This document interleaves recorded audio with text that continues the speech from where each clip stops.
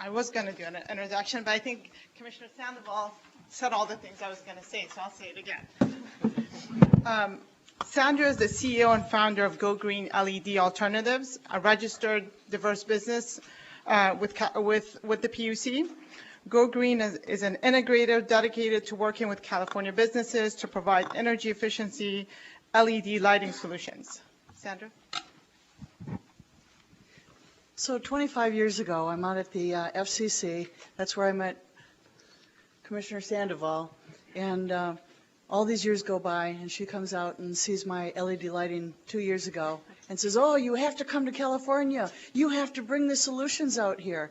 Well, when you're a serial entrepreneur for 39 years and you're used to doing high-energy startups and making a big difference in airphone and in-flight phone and FTD, you think, coming out and working in regulatory? Oh, my gosh, you've got to be kidding me. With utility companies? Scary, because my only experience with the utility company was horrible. The Midwest utility company I showed the world's first LED light bulb to threw me out and said, why would we want to embrace something that's saving energy when we sell energy? So my impression was not very good, to say the least. I came out here with a bad attitude, kicking and screaming all the way, and the first thing I did was I met with each one of the commissioners and was shocked. Innovative, forward-thinking, aggressive to pursue new technology. I brought in new financing solutions. I thought they would have a fit over, and they really grasped them. Then I went to the Energy Commission and showing them what I thought was the latest and the greatest. They're like, no, show me the hand. No, we want higher CRI. Now, why would high CRI mean something to them? Nobody in Illinois knows what CRI is. Color and rendering index is the ability to replicate color. Well, in one of your big hospitals here in California, they did an LED retrofit in the operating rooms. And believe it or not, the doctors stopped the surgery and would not do any more surgeries until those LED lights were taken out because they didn't have the high CRI. So here, in my world of being what I think is a lighting expert, I'm being told by the energy commissioners, no, our standard is higher. So I had to take my hat off to that. That's pretty doggone impressive. So we came up with the higher standard to the CRI. Then they had the Title 24 building codes. And I ran in there. No, no, no. You're making a huge mistake. All the testimony and everything. And again, it's like we may not know just what we want, but we sure know what we don't want. And by doing that, it forced innovation. All new product had to be created that had they not taken that position, never would have happened. And so I didn't come out here thinking, okay, there's all these regulatory hurdles. I was actually pleasantly surprised. I thought, wow, it's kind of shocking. But where are the barriers? Where is the breakdown? Where I see, from just the manufacturer's perspective, I think the difficulty in getting through those barriers has to do more with the procurement process, because the way that you used to procure product when it was a little of this, a little of that, and you could just go out and buy everything that you needed, it's different now. In preferred resources, this technology is leapfrogging at speeds you can't even imagine. Things that are hot today are obsolete tomorrow.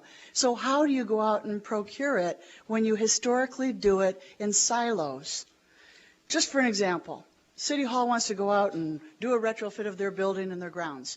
So they're going to send out an RFO, and it's going to get all the lighting, LED lighting, hopefully. Then they're going to send out, okay, now we want to add controls. Then they're going to have the installers. Then they're going to have the street light bid. Everything is all in silos. And what that means is that after the lights are in, then they're going to go and drill in holes and run wires to them. And everything is like duplication of effort.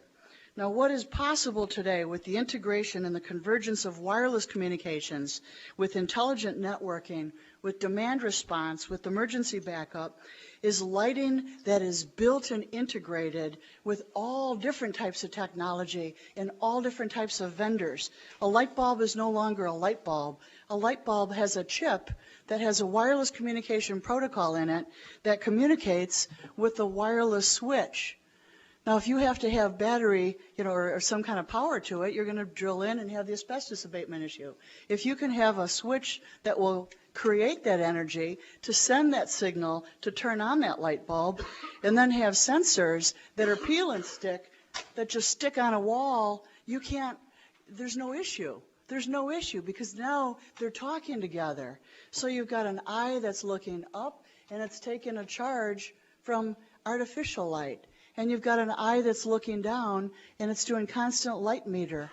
And you've got a occupancy sensor looking out saying, there's nobody in the room, so I'm going to turn those lights off. All of that technology is actually not adding cost when you integrate it in the manufacturing process. And because there's not one company that can do it all, you have to work with multiple manufacturers. It's so much easier to put it together in the factory than to try to integrate it later. And if you just take a simple look at the cheapest form of light, your own energy. Now, this little innovation is nothing more than a trickle charge battery. This is storage, the simplistic form of storage. If you can put storage in a little light bulb that's AC when it's up in the ceiling and DC on the trickle charge when you pull it out, and you can get 9 hours of battery backup on that, what can you do when you put it in a street light? Demand response, immediate megawatts lifted off the grid. You may not believe the duck neck, but you know what? LA sure found out at 9 o'clock several months ago. The worse the power issues become, the more important integrated battery is with it. And wireless communications is the whole wave of the future, because now you're marrying up all of the jobs that need to be done. You're integrating them all in one place. And so what happens then? You put it out in an RFO that's out there, and it's in silos. You can't respond with this. And so the customers are forced to get the different pieces and not everything all put together. So how do you incentivize, get innovation really going? Commissioner Florio said it this morning.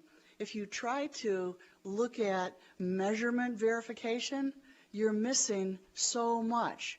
How do you award points for innovation, for quality, for long life, for the value add? Where do you give them the point system for realizing that when you do integration, you've got a lower cost, you've got less hardware, you've got it more efficient because you're not stepping down every time you go to AC to DC when your product is integrated and can operate off of AC or DC. You've got longer life, easier cost of installation, and easier procurement. And so the point system is an issue. Then you've got to encourage your pilot programs. You've got to get people working together, using partnerships. You've got to lead by example, do your own facilities. You've got to foster marketplace acceptance by endorsing and supporting companies that work together. And the EPIC grant that the Commission's done, I think that's really a great way to foster new innovation.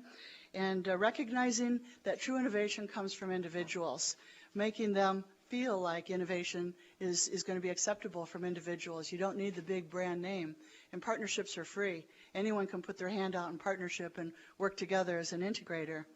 So the fact that they've taken such an aggressive role to foster the leadership with the entrepreneurs, including women, minorities, disabled vets, and small business, I applaud President Peavy's work in support of that. I think that the fact that everything I've seen out here has me so excited. I'm committed to California, moving my children to college out here. I think that the environment is really invigorating and exciting for business and ripe for innovation. I just applaud all of your hard work in holding the course and demanding a higher level of quality for the whole state. So thank you very much. Appreciate the time. Thank you, Sandra. Thank you. Sandra. So I wanted to ask you a question about your financing. So if you could just explain a little bit more about the financing that you've offered, for example, through that you offered to Jewish Federation through the fully funded program, a little bit about how that works, since that was discussed as a barrier. One of the things that we came up with after 20 years in the industry and having the big customers not want to spend money was, how do you go off balance sheet and pay for all of their programming? It's really clever. You can actually do a service contract, not an energy contract. It's a service contract, so the ownership of the hardware is actually held off balance sheet by a special purposes corporation, and whatever your monthly fee is, it's got to be less than what their current operating cost is.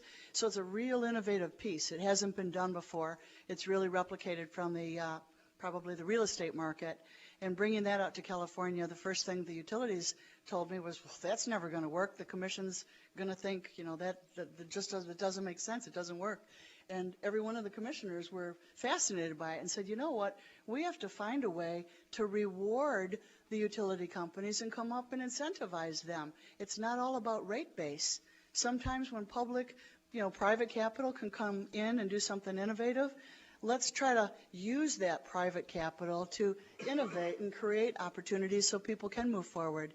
And a lot of the partnerships that we've talked about are where companies like ours, we all pool together our resources with other innovators. We spend our money, we create, innovate, and then we want to roll forward. And the customer wants to get credit for what he's doing and doesn't have to put any money out and just wants to layer in any rebates that might be available. Since the silo effect is still in effect, large and in charge, it's kind of a difficult thing to do, so that's what I just encourage everyone to work together. It's all about partnerships to use that public and private finance vehicle and combination of the best of all breeds of technologies for preferred resources. Thank you again. And next, we're going to go to Jim Hawley. Marzia, thank you. And I just want to say to the commissioners, thank you. We really appreciate, I think on behalf of everyone here, the three organizations pooling their collective weight and rowing on the same oar on energy, given the fact that we have some very significant challenges ahead of us. I'm here on behalf of Bidgely, which is a young California-based technology company in Sunnyvale. It's working to leverage AMI data to help customers save energy. And I just want to say we're very pleased by the comments that have been made here about how smart meter data can identify millions of opportunities, literally millions of opportunities, to save energy and help consumers save money. We're pleased that this commission has been a leader in making that data available to customers, and we appreciate the work of California utilities like SDG&E and PG&E to implement the Home Area Network and Green Button Connect. As far as we're concerned, the central issue is how do we fully leverage the AMI investment the state has made to provide tangible energy savings to consumers. We see currently the data being used for home-to-home comparisons. That's where the smiley faces came up. But as I think Kathy Zoe pointed out, we would point to the power of new technologies to be even more effective in saving energy. For example, energy disaggregation that allows customers to identify by device what is being used in their home and how to save energy.